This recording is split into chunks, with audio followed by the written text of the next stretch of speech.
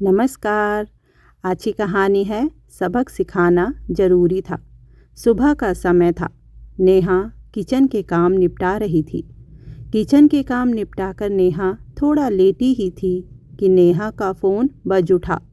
उसने फ़ोन उठाया तो दूसरी तरफ से नेहा की माँ जानकी जी की आवाज़ थी।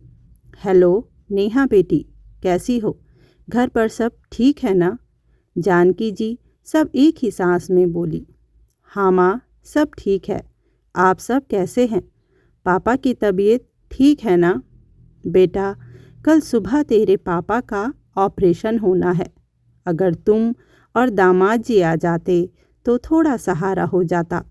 वैसे तो तेरा भाई है, लेकिन तुम भी आ जाते तो अच्छा रहता। जानकी जी थोड़ी हिचकिचाहट के साथ बोली। यह सुनकर नेहा का दिल भर आया। उसने माँ को ठांडस देते हुए कहा, हाँ हाँ माँ, हम दोनों कल सुबह आ जाएंगे। तुम चिंता मत करो। अभी अपना और पापा का ध्यान रखो। फ़ोन रखते ही नेहा के चेहरे पर गंभीरता आ गई। उसे अपने पिता की चिंता होने लगी। शाम को जब अनूप ऑफिस से घर पहुंचा तो नेहा ने अनूप से कहा, अनूप, कल पापा का ऑपरेशन है। हम दोनों का वहाँ जाना ज़रूरी है। और कल सेकंड सैटरडे मतलब तुम्हारा ऑफ भी है, तो तुम्हें छुट्टी लेने की भी ज़रूरत नहीं है। इसलिए कल जल्दी जल्दी काम निपटा कर सुबह ही निकल लेंगे। नेहा की बात सुन अनूप ने कोई प्रतिक्रिया नहीं दी, लेकिन उसके मन में जैसे विचारों की उथल पुथल मच गई थी। लेकिन वो चुपचाप अपने लैपटॉप में लगा रहा। अगले दिन नेहा ने जल्दी से नाश्ता बनाया और किचन के काम निपटाए। किचन के काम निपटा कर नेहा जब कमरे में पहुंची तो अपने पति अनूप को लैपटॉप में काम करते हुए देखकर चौंक जाती है और अनूप से कहती है, अरे अनूप, तुम अभी तक तैयार नहीं हुए? भला ये भी कोई बात हुई? वहाँ पापा का ऑपरेशन होना है और मम्मी वहाँ अकेली है। अभी उन्हें हमारी ज़रूरत है। मम्मी इंतज़ार कर रही होगी और तुम हो कि अभी तक तैयार ही नहीं हुए हो। नेहा बैग में ज़रूरी सामान रखते हुए अनूप से बोली। उसकी बात सुनकर अनूप ने अपना चाय का कप एक तरफ रखा और कहा, मुझे ऑफिस का ज़रूरी काम निपटाना है और तुम इतनी जल्दी क्यों कर रही हो?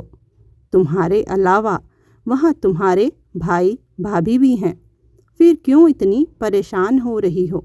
वैसे भी एक छोटा सा ऑपरेशन ही तो है और जिसका दर्द है वो उसे खुद ही झेलना है। वहाँ हम भला क्या कर लेंगे? हमारे जाने से कौन सा उनका दर्द कम हो जाएगा? और मैंने कौन सा तुम्हारे मम्मी पापा का ठेका ले रखा है? जब मुझे समय मिलेगा तो मैं उनसे मिलने चला जाऊंगा, लेकिन अभी मेरे पास समय नहीं है। अनूप की बात सुनकर नेहा के हाथ वहीं रुक गए। कैसी बात कर रहे हो तुम? भाई भाभी सब अपनी जगह है और मैं अपनी जगह हूँ। आखिर मैं भी बेटी हूँ, मुझे भी उनकी चिंता होती है। और छोटा सा ऑपरेशन है तो क्या हुआ? है तो ऑपरेशन ही ना। हम सभी को वहाँ देखकर पापा को भी थोड़ी हिम्मत मिलेगी। अच्छा, तुम्हें जाना है तो तुम जाओ। मुझे ऑफिस का बहुत ज़रूरी काम निपटाना है और वैसे भी अपेंडिक्स का ऑपरेशन है। सब कुछ जल्दी ठीक हो जाएगा और 1-2 दिन में छुट्टी भी मिल जाएगी। मैं घर पर ही आकर मिल लूँगा। तुम्हारे काम ज़्यादा ज़रूरी हैं या मेरे पापा ज़्यादा ज़रूरी हैं?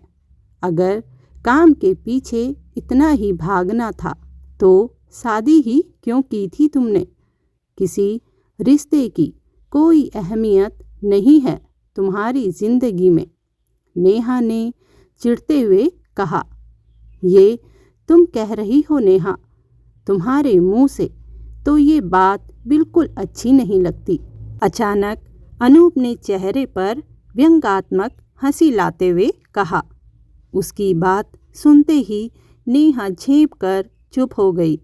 अनूप नेहा की तरफ देखकर कमरे से बाहर चला गया। नेहा वहीं खड़ी सन्न रह गई। उसकी आंखें छलक गई। अब वो चाह कर भी कुछ नहीं कर सकती थी। वो सोचने लगी कि काश वो अतीत में जाकर सब कुछ ठीक कर पाती। वो बाहर आती है जहाँ अनूप सोफे में बैठा शून्य को निहार रहा था।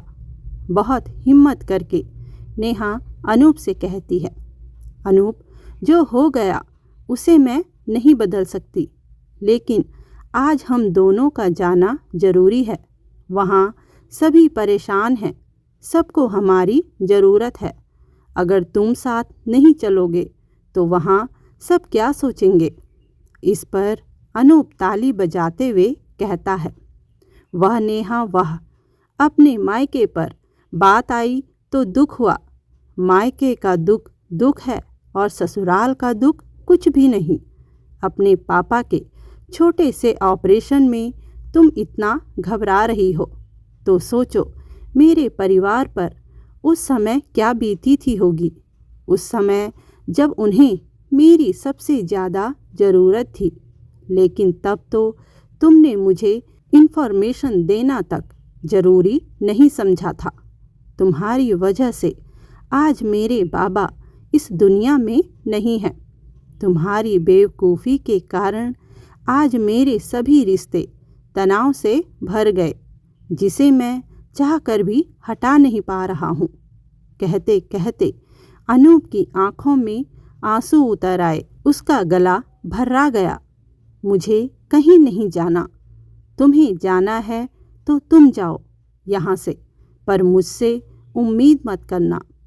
इसके आगे अनूप ने कुछ नहीं कहा और लैपटॉप लेकर अपने काम पर लग गया। ये देखकर नेहा चुपचाप कमरे में गई और अपना बैग लेकर कमरे से बाहर निकल आई। उसे पता था कि अब अनूप को कुछ भी बोलना बेकार है। अगर ज़्यादा कुछ बोला तो वो लड़ पड़ेगा। आखिर गलती तो नेहा की ही थी, इसलिए खुद ही कैब बुक की और अस्पताल रवाना हो गई। इधर अनूप कमरे में बैठा लैपटॉप पर अपने परिवार की तस्वीर देख रहा था। कितनी प्यारी तस्वीर थी। माँ बाबा एक साथ मुस्कुरा रहे थे। भाई भाभी के बीच में हंसी ठिठोली करता हुआ अनूप भी वहीं खड़ा हुआ था। तस्वीर देखते देखते अभी कुछ महीने पहले की बातें उसके दिमाग में घूमने लगी।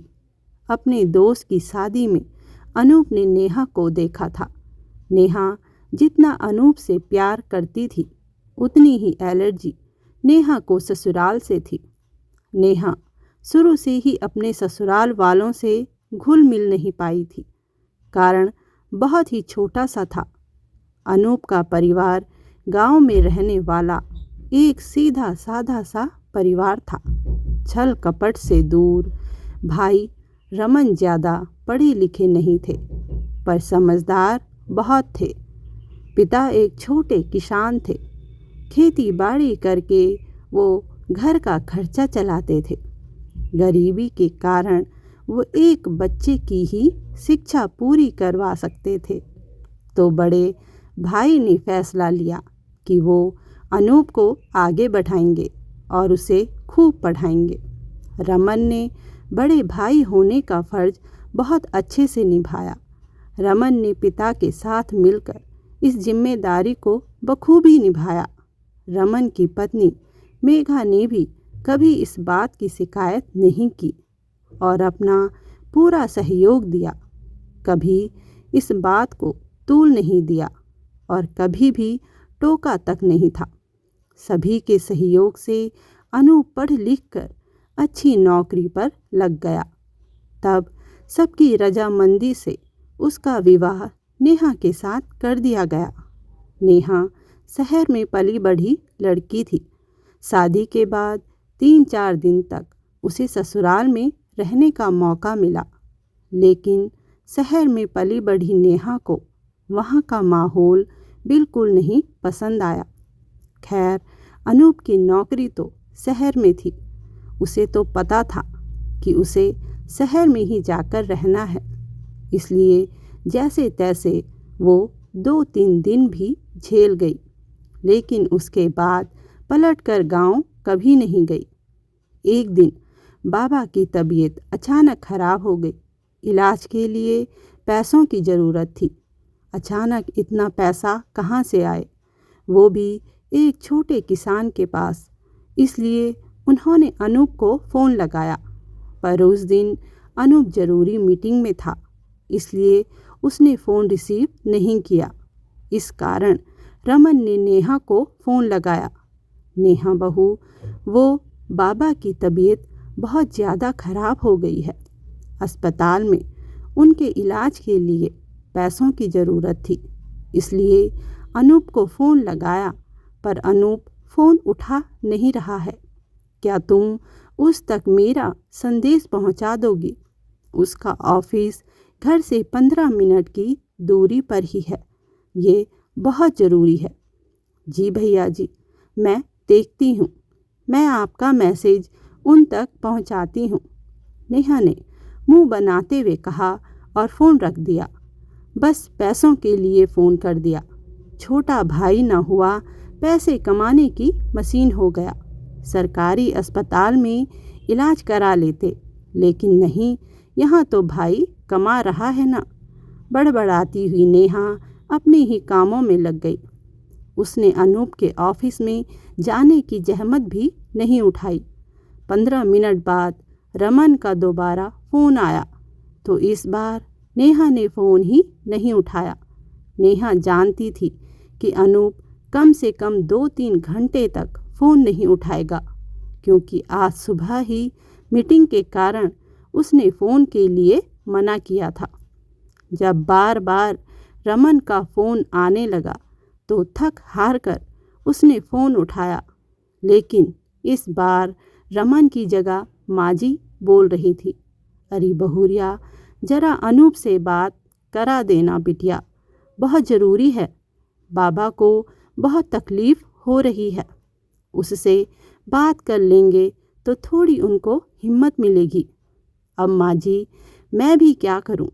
ये ज़रूरी मीटिंग में है, नहीं तो मैं आपकी बात करवा ही देती ना। अब आप तो गांव में बैठे हो, पर यहाँ शहर में भी तो 10 समस्याएं हैं। इनको भी तो अपने ऊपर वालों को जवाब देना पड़ता है। मैं कोशिश तो कर रही हूँ, अब इससे ज़्यादा मैं क्या कर सकती हूँ? नेहा तुनकते हुए बोली। बहुरिया, तनिक सुन तो।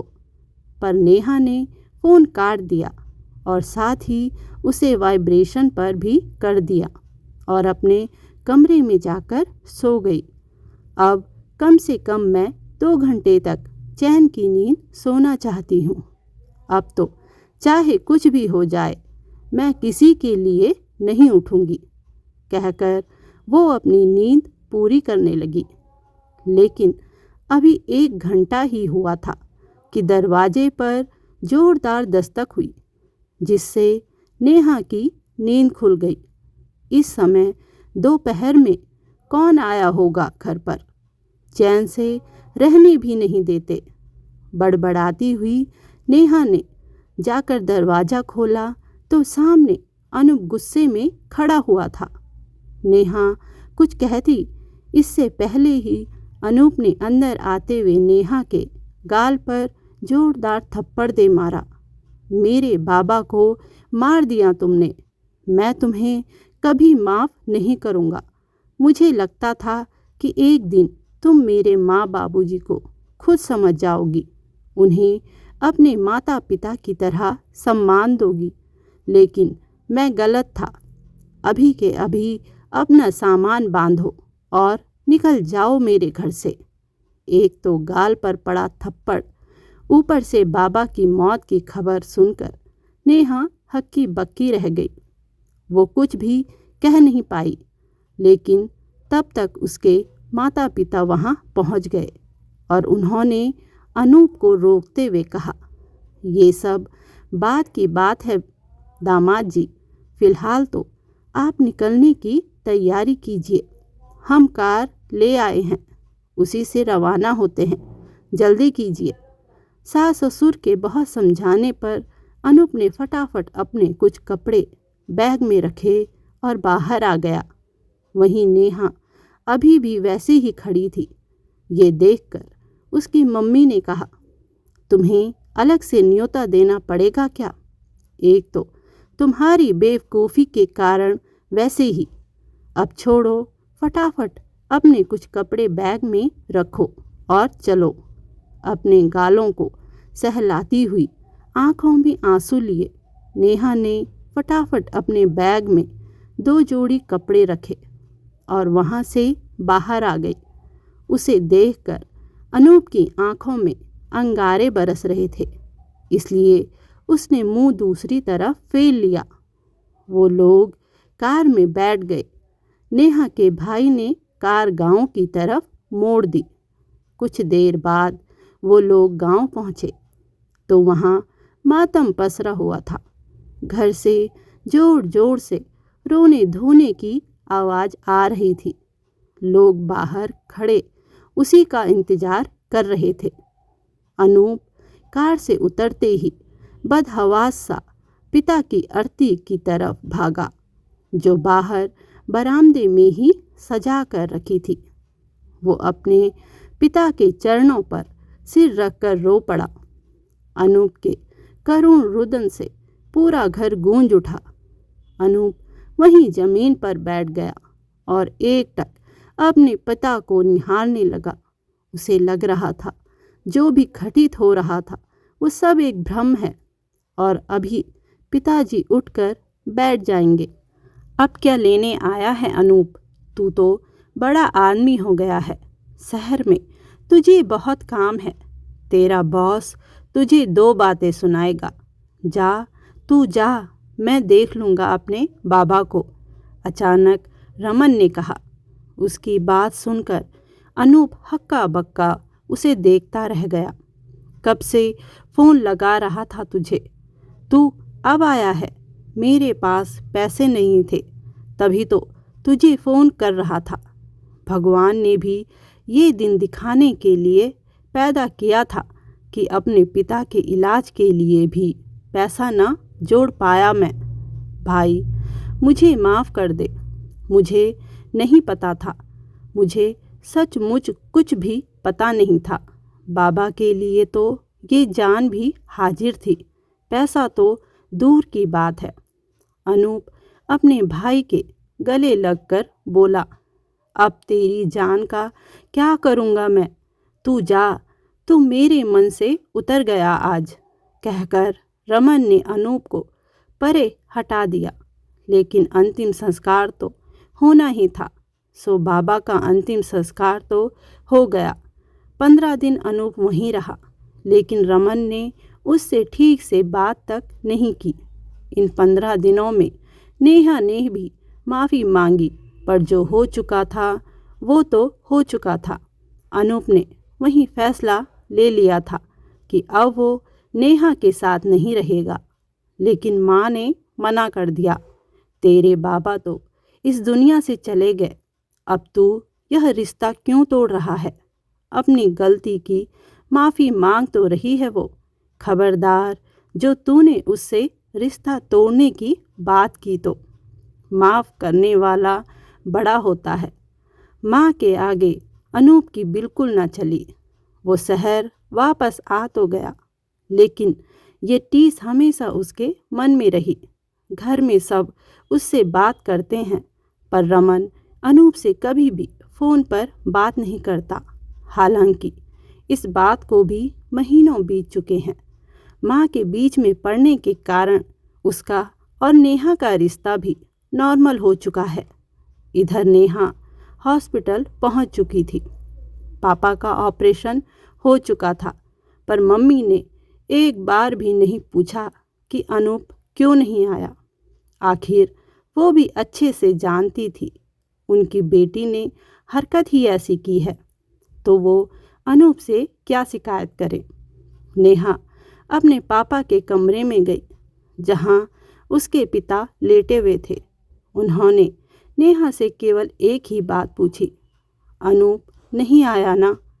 पिता की बात सुन नेहा की आंखें भर आई। आप चिंता मत करो पापा, अभी आपकी सेहत सबसे ज़्यादा ज़रूरी है। अभी आप आराम करो और कुछ भी मत सोचो। बोझिल कदमों से नेहा कमरे से वापस लौट आई और बाहर वेटिंग रूम में बैठ गई। उसकी आंखें आंसुओं से धुंधला रही थीं कि तभी उसको दूर से किसी की छवि आती हुई दिखाई दी। उसने अपने आंसू साफ किए तो देखा कि अनूप वहाँ खड़ा था। अनूप उसके पापा से मिलने उनके कमरे में जाता है। अनूप को देखकर उसके पापा बहुत खुश हुए। उनका हाल चाल पूछने के बाद अनूप वहाँ से रवाना होने लगा। तब नेहा ने धीरे से कहा, थैंक यू, तुम मेरे पापा से मिलने आए। उसकी बात सुनकर अनूप ने सिर्फ एक नज़र उसकी तरफ देखा और कहा, ये मेरी माँ के संस्कार हैं। उसने ही कहा था कि माफ़ करने वाला बड़ा होता है, और फिर तुम्हारे पापा की तो इसमें कोई गलती नहीं थी। कहकर अनूप नीचे आ गया। पीछे पीछे नेहा भी आ गई और दोनों अपने घर रवाना हो गए। किसी ने बिल्कुल सही कहा है दोस्तों, कुछ बातें तब तक समझ नहीं आती जब तक खुद पे ना गुजरे। धन्यवाद दोस्तों। कहानी पसंद आई हो तो कमेंट, लाइक, चैनल को सब्सक्राइब ज़रूर करिएगा और कमेंट में बताइएगा कि आपको ये कहानी कैसी लगी। धन्यवाद दोस्तों।